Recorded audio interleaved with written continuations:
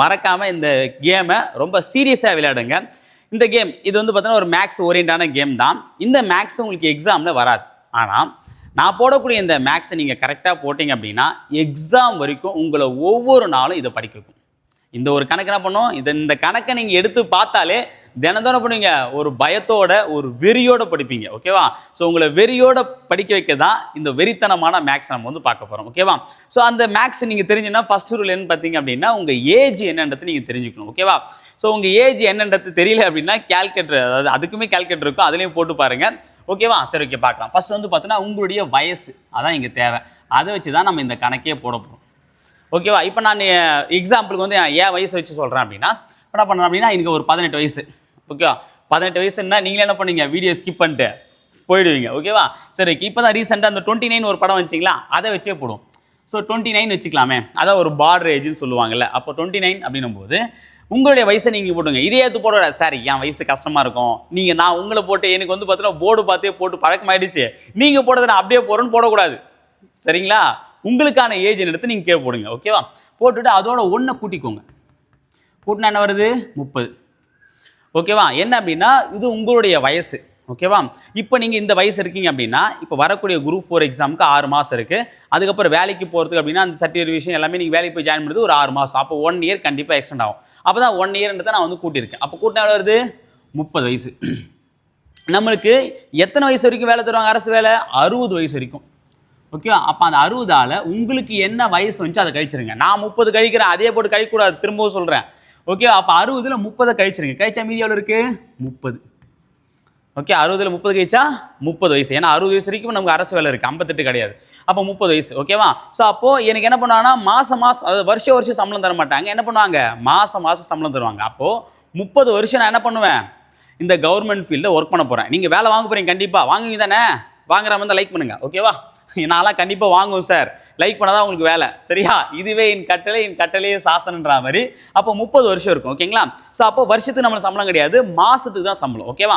So அப்படின்னும் போது எத்தனை மாதம் இந்த 30 வருஷத்தை நம்ம என்ன பண்ணலாம்னா மாசமாக கன்வெர்ட் பண்ணலாம். அப்படின்னா வரும் ஒரு வருஷத்துக்கு 12 மாதம். அப்போ 12 36 வருமா? அப்போ 360. அப்போ மொத்தம் எவ்வளவு? 360 மாதம். புரியுதுங்களா? எவ்வளோ? 360 மாதம். ஒரு மாதம் எனக்கு வந்து சேலரி எவ்வளோ தராங்க? இப்போ குரூப் 4 எக்ஸாம் நீங்கள் உங்களுக்கு ஏற்ற மாதிரி போட்டுக்கலாம். இப்போ குரூப் 4 எக்ஸாமுக்கு நீங்கள் வேலைக்கு போகிறீங்க அப்படின்னு வச்சுக்கலாமே. இப்போ குரூப் 4 எக்ஸாமுக்கு வந்து பார்த்தீங்கன்னா ஸ்டார்டிங்கில் உங்களுக்கு சேலரி வந்து 30,000 ரூபாய் தருவாங்க. ஸ்டார்டிங்கில் வந்து பார்த்தீங்கன்னா இப்போ ரீசெண்டாக போனவங்களுக்கு 30,000 ரூபாய் சம்பளம் மாதமே. இப்போ அப்படின்னும் போது நீங்கள் ரிட்டையர்மெண்ட் ஆவீங்களா, 30 வருஷம் உங்களுக்கு எக்ஸ்பீரியன்ஸ் இருக்குது. அப்போ ரிட்டையர்மெண்ட் ஆகும்போது இதே அமௌண்ட் வாங்குவீங்களா? கிடையாது. கண்டிப்பாக ஒரு 1 லட்சத்துக்கு மேலே தான் உங்களுக்கு சேலரி வரும். இந்த 8th பே கமிஷன் அது அப்போலாம் வந்து பார்த்தீங்கன்னா ஒரு 12th பே கமிஷன் கூட வரலாம். ஓகேவா? ஸோ அப்படின்னும் போது அதுக்குள்ளே உங்களுக்கு கண்டிப்பாக வந்து சேலரின்றது ஒரு 1 lakh வரும். So 30,000 1 lakh. நான் என்ன பண்ணுறேன் அப்படின்னா நடுவில் இருக்கக்கூடிய ஒரு அமௌண்ட் எடுத்துக்கிறேன். என்னென்னா 60,000 எடுத்துக்கிறேன். நமக்கு 30 வேணாம், 1 லட்சமும் வேணாம். நம்ம எப்பயும் வந்து பார்த்தீங்கன்னா யாருக்கு மிடிலாகவே இருப்போம், நடுநிலையோடு இருப்போம். ஓகே, 60,000 எடுத்துக்கிறேன். அப்போ ஒரு வருஷத்துக்கு உங்களுக்கு எவ்வளோ சம்பளம் வருது? இது ஆவரேஜ்ப்பா, நல்லா கவனிச்சுக்கோங்க. ஆவரேஜ் ஸ்டார்டிங்கில் 30,000 வைங்க, ரிட்டைர்மெண்ட் ஆகும்போது 1 லட்சம். அப்போ என்ன ஆவரேஜ் பண்ணி பார்த்தீங்க அப்படின்னா நம்ம ஒவ்வொரு வருஷம் சேலரி பார்த்தீங்கன்னா ஒரு 60,000 நானே அப்ராக்சிமேட்டாக வச்சுக்கிறேன். இது அக்யூரேட்டான வேலை கிடையாது. 60,000 ரூபாய். குரூப் 4னா இதுவே நீங்கள் குரூப் 2 வேலைக்கு போறீங்கன்னா 1 லட்சம் போட்டுக்கோங்க. குரூப் 2 அப்படின்னா 1.5 லட்சம், சாரி குரூப் 1னா 1.5 லட்சம் போட்டுக்கோங்க. சரியா? ஓகே. ஏன்னா ஒவ்வொருத்தருக்கு ஒன்று இருக்கும் பார்த்தீங்களா? இப்போ இதை பெருக்கிக்கோங்க, மல்டிபிள் பண்ணிக்கோங்க. அப்போனா வரும் 0. மொத்தமாக எத்தனை 0 இருக்குது? 6 36க்கு 6, மீதி 3, 3 18 ஒரு 3 21. இங்கே ஒரு 0, இங்கே 1 2 3 4 0, 1 2 3 4. இந்த 0 ஒழுங்காக போடுங்க. ஒரு 0 விட்டு எனக்கு 1000 ரூபாய் 2000 ரூபாய் எனக்கு ஒரு லட்சக்கணக்கில் தான் வருது. ஏன்னா கண்டிப்பாக கோடி கணக்கில் வரும். சரியா? அது எவ்வளோ கோடின்றதை பார்க்கலாம். ஓகேவா? ஸோ அப்போ எவ்வளோ பார்த்தீங்க அப்படின்னா 1 10 100 1000 10,000 லட்சம் 10 லட்சம் கோடி. அப்போ 2 கோடியே 16 லட்சம் ரூபாய் நீங்கள் சம்பாதிப்பீங்க, சம்பளம் மட்டும். ஓகே, நீங்கள் வேறு எதுவும் யோசிக்காதீங்க. சரியா? சம்பளம் மட்டும் உங்களுக்கு எவ்வளோ தருவாங்க அப்படின்னா 2 கோடியை. நீங்கள் 60 வயசு வரைக்கும் வேலை செய்கிறீங்க, ஒரே ஒரு எக்ஸாம் நல்லா வச்சுக்கோங்க, ஒரே ஒரு எக்ஸாம் நீங்கள் எழுதுனீங்க அப்படின்னா உங்களுக்கு எவ்வளோ சம்பளம்? 2 கோடியே 16 லட்சம் ரூபாய். ஒரு 29 வயசு இருக்கக்கூடிய ஒரு ஸ்டூடெண்ட்டு இப்போ வேலைக்கு போனாங்க அப்படின்னா குரூப் 4 எக்ஸாம் போகிறாங்க, அவங்க ப்ரமோஷன் ஆகி போகிறாங்க அப்படின்னா ரிட்டையர்மெண்ட் ஆகும்போது ரிட்டையர்மெண்ட் அமௌண்ட்டாக சேர்க்கல, அது வரைக்கும் எவ்வளோ வாங்குவாங்க? 2 கோடியே 16 லட்சம் ரூபாய் சம்பாதிப்பாங்க. ஓகே, அப்போ ஒரு எக்ஸாமை நம்ம கிளியர் பண்ணால் நமக்கு எவ்வளோ கிடைக்கும்? 2 கோடியே 16 லட்சம் ரூபாய். இதை வச்சு என்ன சார் மோட்டிவேஷன்? இதுவே ஒரு மோட்டிவேஷன் தான். ஓகேவா? சரி ஓகே. இதில் வச்சு நம்ம என்ன பண்ணலாம் அப்படின்னா, இப்போ நமக்கு எக்ஸாமுக்கு எத்தனை மாதம் இருக்குது? கரெக்டாக 6 மாதம் இருக்குது. ஓகே, அப்போ 6 மாதம் போது பார்த்தீங்கன்னா 6 3 18 180 நாள். அப்போ நான் என்ன பண்ணுறேன்? 180 அளவு வைக்கிறேன். ஓகேவா? சரி ஓகே. இதை நம்ம 180 போடலாம். ஃபஸ்ட்டு 6 மாதம் வச்சு போடலாமா? 6 மாதம் போனால் 1 6 6 இங்கே வரும் 3 6 18 6 6 36. அப்போ என்ன வரும் அப்படின்னா 36 1 2 3 4 5. ஓகேவா? அப்போ என்ன வரும் 3 0.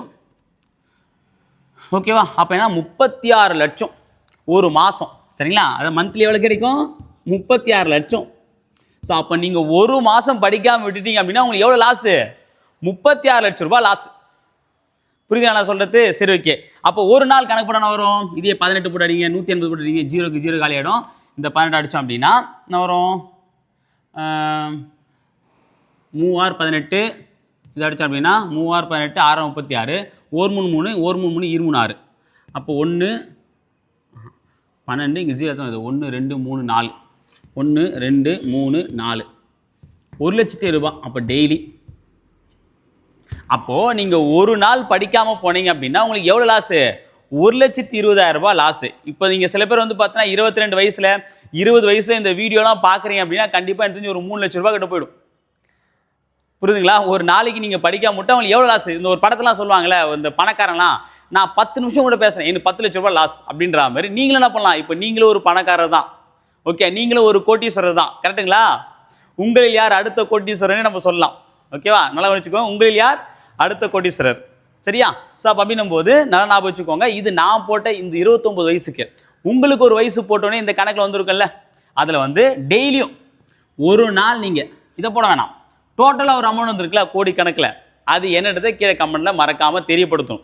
சரியா? கணக்கு ஒழுங்காக அதுதான் கேல்குலேட்டர். சப்போஸ் கணக்கில் வீக்காக இருந்தால் கூட அதுக்கு தான் கேல்குலேட்டர் வச்சுருக்கேன். ஏன்னா பண சம்மந்தமான விஷயம்லாம் உஷாராக இருக்குன்றத தான் கேல்குலேட்டர் கொடுத்துருக்கேன். அதில் கரெக்டாக கணக்கு போட்டு என்ன பண்ணுறீங்க, எவ்வளோன்றத கீழே கமெண்ட்டில் மறக்காமல் தெரியப்படுத்துறீங்க. ஓகேவா? ஸோ இது போன்ற மேலும் தகவலுக்கு நம்மளுடைய பேஜை மறக்காமல் ஃபாலோ பண்ணிக்கோங்க.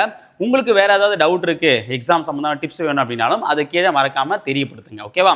அதே மாதிரி இந்த சேலரி பற்றின விஷயத்தை உங்கள் ஃப்ரெண்டுகளுக்கும் ஷேர் பண்ண நினச்சிங்க அப்படின்னா கண்டிப்பாக மறக்காமல் அவங்களுக்கும் ஷேர் பண்ணுங்கள். அவங்களும் இதை பார்த்து என்ன பண்ணணும், ஒரு மோட்டிவேஷன் தான். ஒரு விஷயம் யோசிக்கலாம், சார் காசுக்காக சார் நாங்கள் போகிறோம் அப்படின்னா சொல்ல வரல.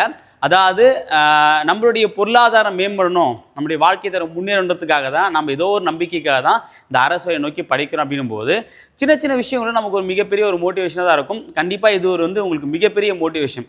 நீங்கள் எப்போலாம் உங்களுக்கு படிக்கணுன்ற தாட் வரலையோ அப்போலாம் இந்த கணக்கு எடுத்து பார்த்தீங்க அப்படின்னா, நான் ஒரு நாள் படிக்கலை அப்படின்னா எவ்வளோ எனக்கு லாஸ் ஆகுது. இதே நீங்கள் 24 மணி நேரம் போட்டிங்க அப்படின்னா 1 மணி நேரத்துக்கு எவ்வளோ நீங்கள் வேஸ்ட் பண்ணுறீங்கன்னு தெரிஞ்சுக்கலாம்.